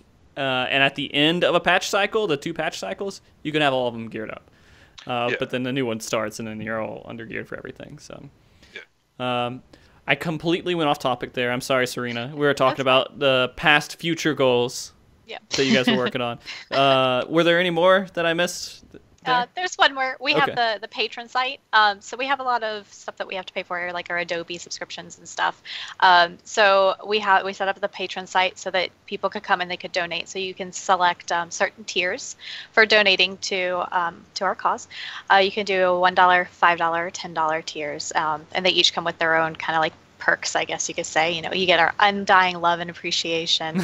If you give us $1 a month, $5, you get your name put in the magazine on one of our pages, and again, undying love and appreciation. And then we have the $10 one where we actually give you an exclusive peek at some of the content that's going to come out in the future issue. So you get access to articles before we actually publish, and then your name is also in the magazine, and we love you. So.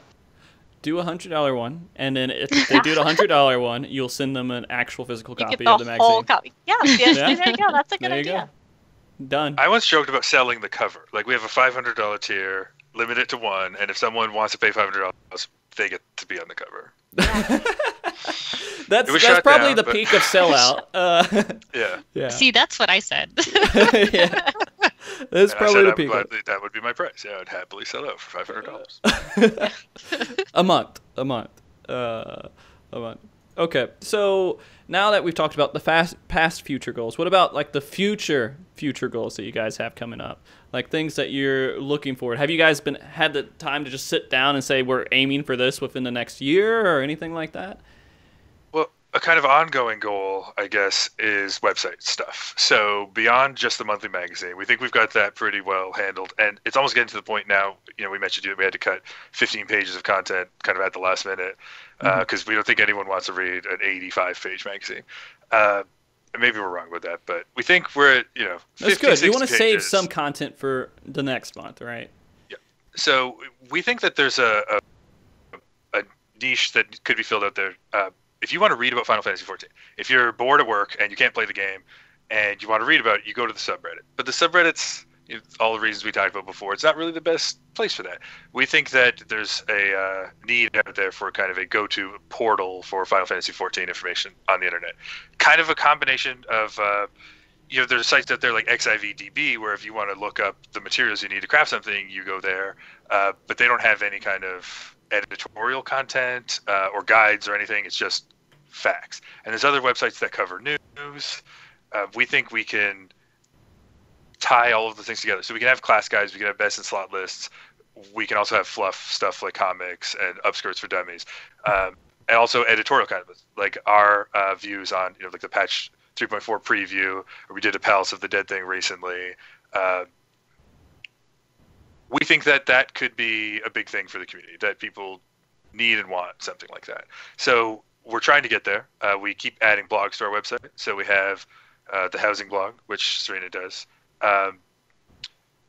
We have other things that we're trying to do in terms of recurring content. Queen Baby is supposedly going to be doing weekly comics, and I'm putting her on blast here so that she'll actually follow through with that.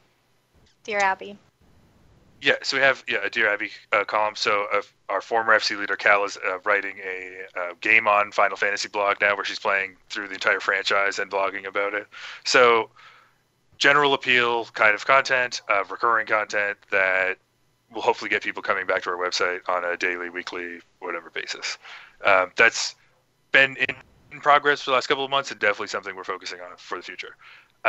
The European Fan Fest is coming up, and we have two members of our team, Misha, who's French, and Amparo, who's German. They're both going. I'm hoping to go. Still not sure whether that's going to be able to happen or not. But even if I can't, we're hoping that they're going to represent us there and that might bring some other opportunities. We're hoping to at least get some kind of printed stuff for people to flip through, because that's a very big thing. And we think just that exposure we would get from interacting with the people in the community that are going to be there, not necessarily Square Enix people per se, although that would be great too, but hoping that would kind of expand our presence, not just in Europe, but everywhere, and then provide some opportunities. Mm-hmm. And then once we print things for that might, once we see how that goes, we'll kind of have better ideas about printed issues for the future or other printed projects. So still a possibility. Haven't been thrown out completely. Right. Okay. It very much depends on our funding. Like right now, all of our donations go towards helping us have Adobe software every month, because good old Adobe is really proud of their work. And instead of just buying a software and having it forever and ever, now we have to pay a monthly fee for it.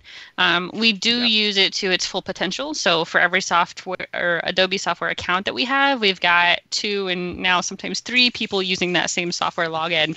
It's just hard because our team is so big and we don't, we're not rich. We don't have money we can throw at it. So one of my personal goals is to really have in the future, probably the far future, a real presence at Final Fantasy cons and the Fan Fest and stuff like that, and really kind of get our name out there. And like Oldbear said, have the printed versions that people can actually hold in their hand and look at. And holy shit, we would be so legit if that ever happens, because I feel like we're actually a thing now if that happens, and not just some silly website and here's our little magazine, take a look if you want. I feel like that's a huge goal of mine to get that far even. But if SE ever actually notices us, hopefully, I don't even know what would happen then, but we're just always trying to get bigger and better than what we are, and we're on our way for sure.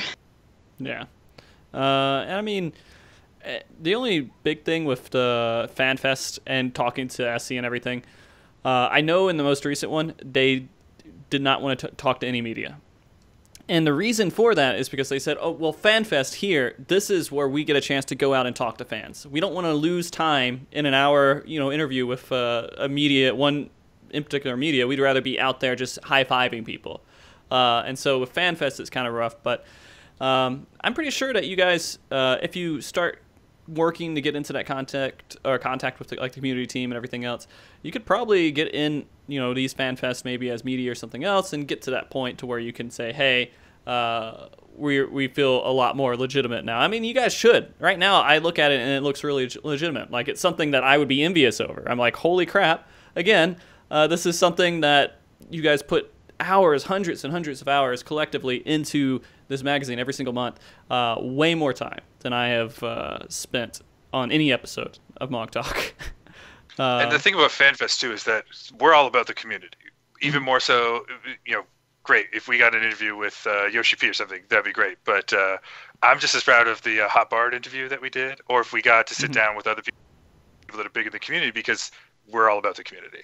So we're more interested in community people than Square Enix people. Well, maybe not more interested, but we're fine with Square Enix, like, not, we joke about them noticing us, but like, we're reporting on community stuff more than we're reporting on actual game developments from Square Enix. Right. So meeting the people and the connections we make at FanFest, I think, would be a lot more valuable to us than whatever news we might get from SE themselves. Yep. And that was awesome, going to FanFest and being able to do that too. And just seeing people like Serena, who talked to me at FanFest. That was awesome, just going around and talking, and especially the other content creators. It was amazing to meet all these people and see what they were really like. And some people I met, and I was like, yeah, I'm glad I don't see this guy every day. But then there's other people where it's like, hey, I wish I could go to the bar and hang out with this guy every Friday. But it is what it is. I would recommend Oldbear, if you can, go to Europe FanFest to do it.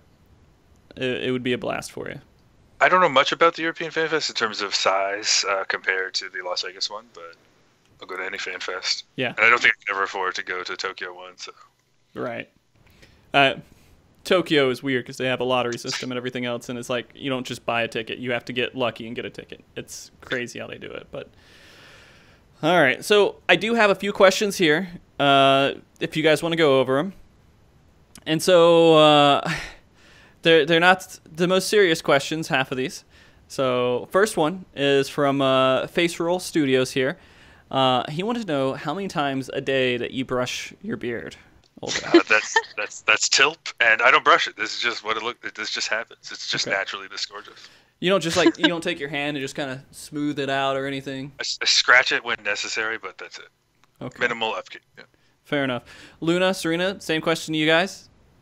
I don't have a beard, so there's no grooming required. Okay, fair enough. I was hoping I'd trick you or something. I don't know.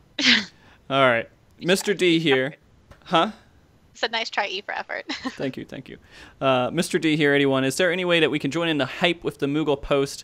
And I think they got actually a lot of people in chat who are going and giving him answers to that and giving him your email and your contact information. But do you guys want to go ahead and just do a quick sell yourself thing and tell everyone where they can find you and everything else?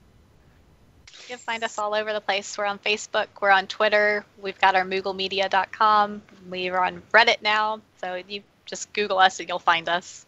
No. Yeah, we also have our email address that people have, if someone's asking how they can get in direct contact with us, of course, social media is good, but we also have our very own email address. So if you ever want to email us maybe a question or want to contribute to us in any way or just shoot us an idea, we have the Moogle Post at gmail.com is a good way to get a hold of us too.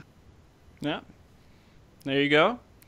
Or just transfer to Adamantoys and join around. Yeah. Yeah. How, I don't think of Adamantoys when I think of servers, to be honest with you. I know it's a server and exists.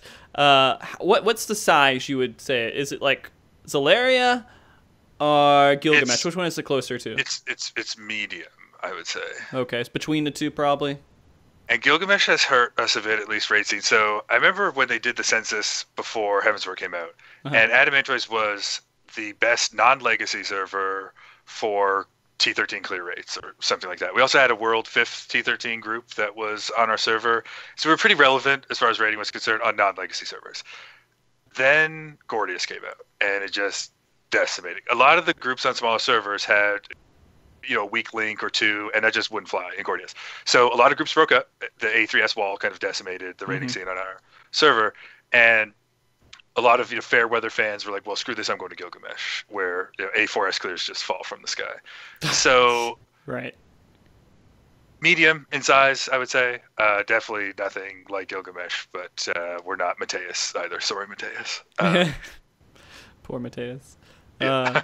No, I mean, and that's the thing. That's the age-old story right now, is that A3S killed a lot of servers just because stacks couldn't clear it.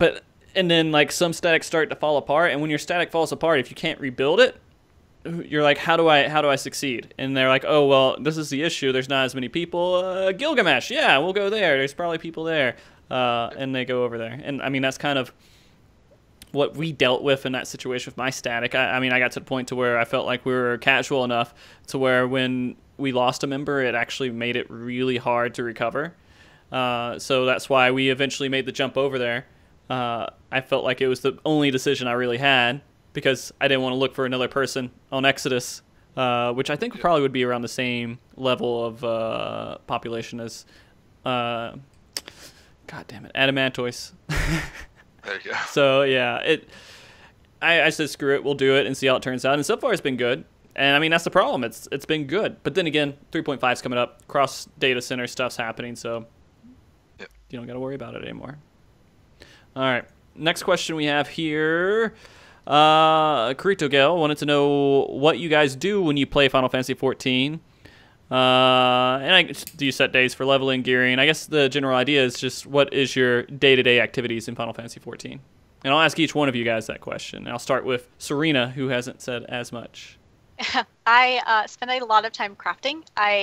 I'm a raid leader, and then I also lead my FC. So I do a lot of that, but I craft all the food and pots with a little bit of help from a couple of people from my raid group. So I spend a lot of time crafting in my yard. Nice. And decorating the house a lot, too. Fair enough. Makes sense. Luna? I'm what's known as a filthy casual, so I don't do raiding, but when I am online, I haven't been able to as much lately. There's been a lot more stuff going on in my real life. But I will usually try to get my dailies out of the way. I go to the Gold Saucer and do my mini cactifod every day.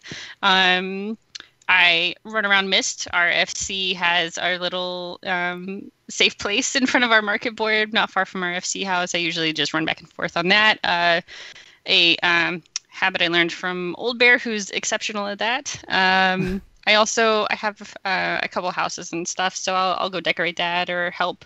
Lately, I've been helping other people decorate their houses and just kind of running around being casual most of the time. That's probably the most casual thing you could have said, is running around helping people decorate their houses. Yeah. But awesome. Oldbear, what do you do with your day-to-day? So I raid with 3 different raid groups on 3 different characters. So Expert Roulette, and then Raid, and then that's it. Pretty much. Fair enough. I don't watch cutscenes. I have crafters level, but I don't craft things. Okay. Pretty much just raiding now, yep. Well, you got to get everything up to 50 if you're a true raider, right? All the crafters up to 50, so you can repair your own gear. Have you done that? Well, one of my alts has everything at 50. The other does not. Okay. So halfway, maybe. All right. So we have another question here from Baptiste here. He wanted to know, have you done anything about exploring the whole map? We have so far taken pictures or mine. Okay, this is going to be a hard question for me to try to translate here. Baptiste, come on, man. All right. Question, this is word for word. Have they done anything about exploring the whole world map? We have so far taking pick or telling story of certain areas. Well, we have kind of 2 different serial fiction pieces running at the moment, and in particular, the Tales of a Post Moogle.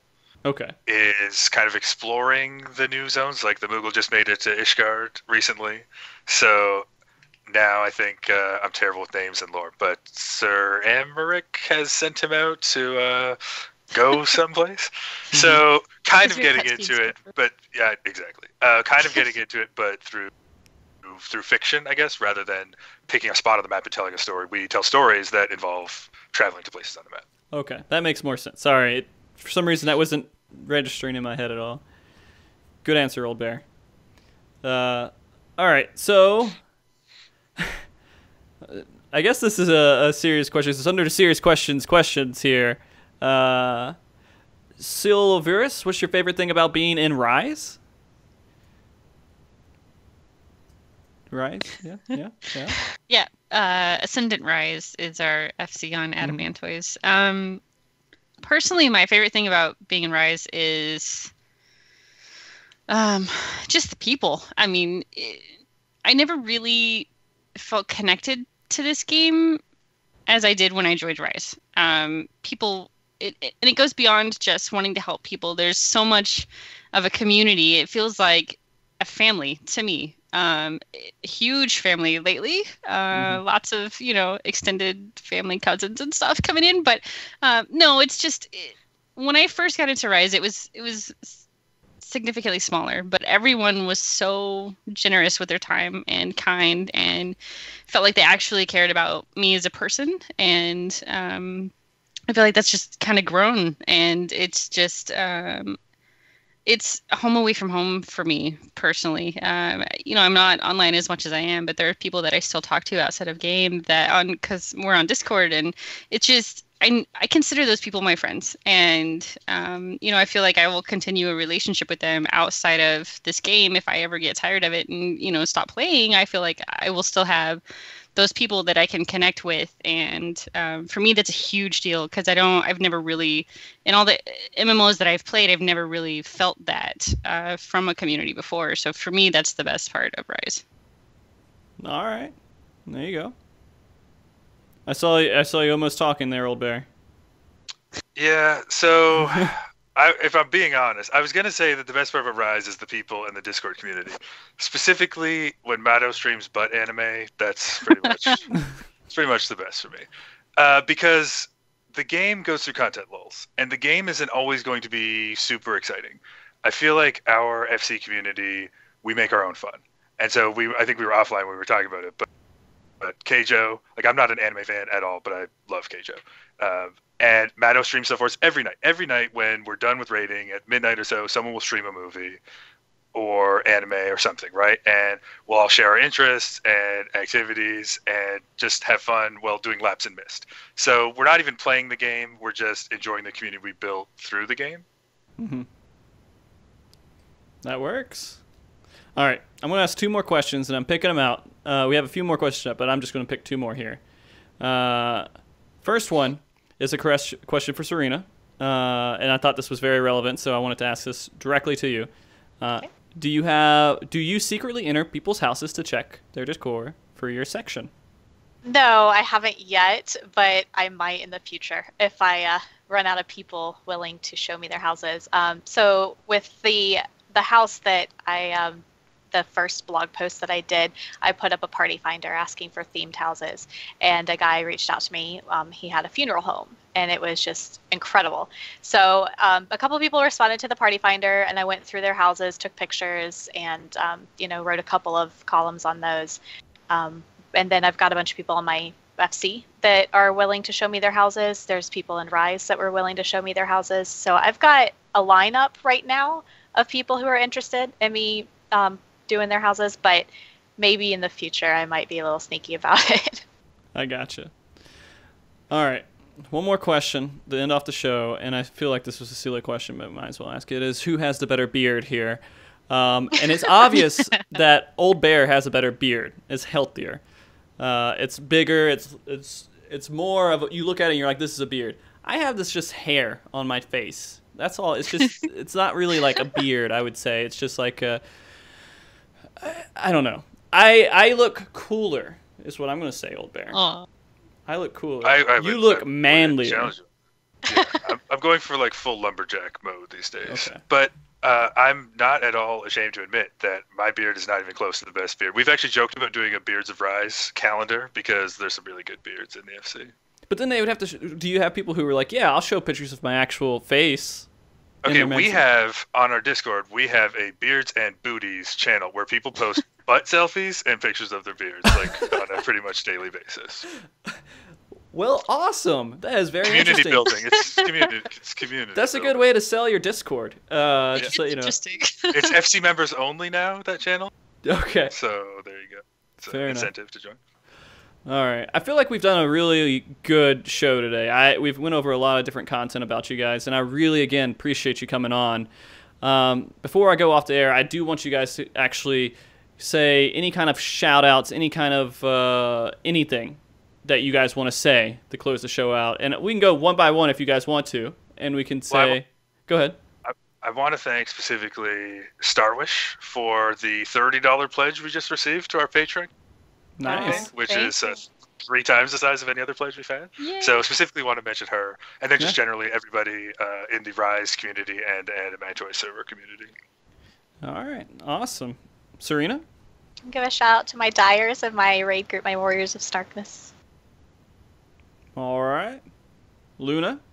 I just wanted to give a shout out to our Moogle Post team. They just incredible people, and so many of them will stay up late and help us work on stuff when we need it last minute, and just fun people to interact with. And we wouldn't be where we are without them. And they're just second, third family to us. And I just thank you guys for being you.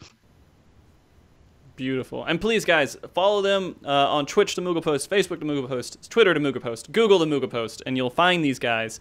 Website, mooglemedia.com. Did I miss anything that you guys want, social media-wise? That's good. That covers it. All right. And of course, your Patreon and everything else that you guys have hooked up. If you guys like what they do, please support them.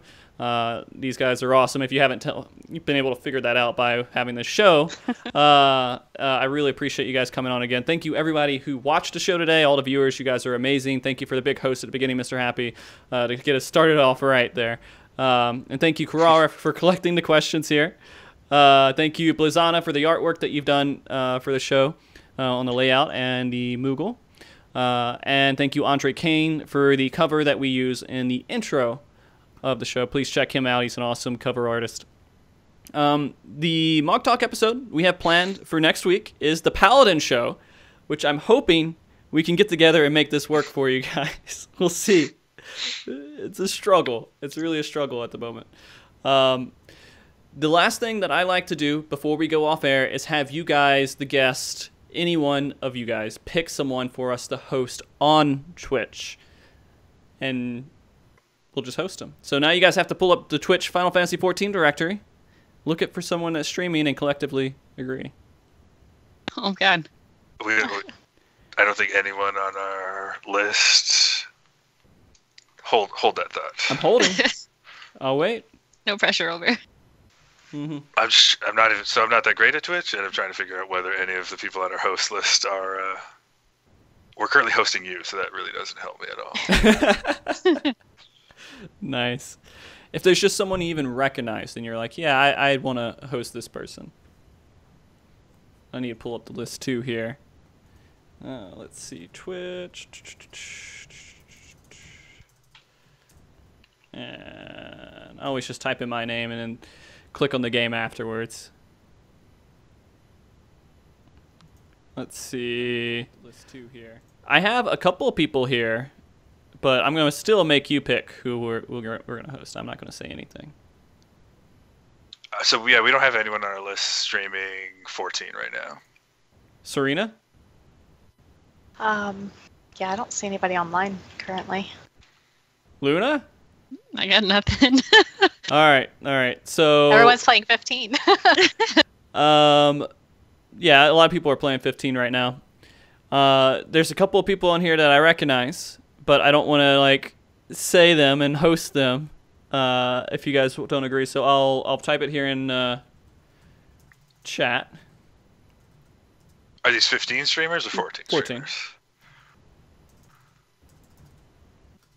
and you can see if that's someone that you would want to host.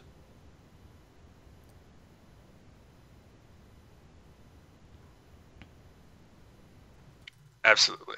Anyone streaming 14 is someone that we want to host. So. Okay. We're going to send a host over to Noriko Star then, who was actually on the show before, who did Palace of the Dead. She's a cosplayer. Watch that episode. Yeah, nice. And she also was the Makote that was at FanFest giving out the tickets, the mini Cacpot tickets. If you guys are familiar with that, so. Yeah, that's pretty cool. Yeah, she's pretty awesome. So I'm gonna do my shout out for her, and he's probably gonna give me that stupid message about you're spending your currency. No, it didn't. Awesome. All right, and we'll do a host over here. Before we leave, we have to do awkward waving and buys as tradition here. So do your little waves here, Luna. I'll know if you're not doing it. Bye, guys. Thanks for watching. Bye. Thank you. Bye.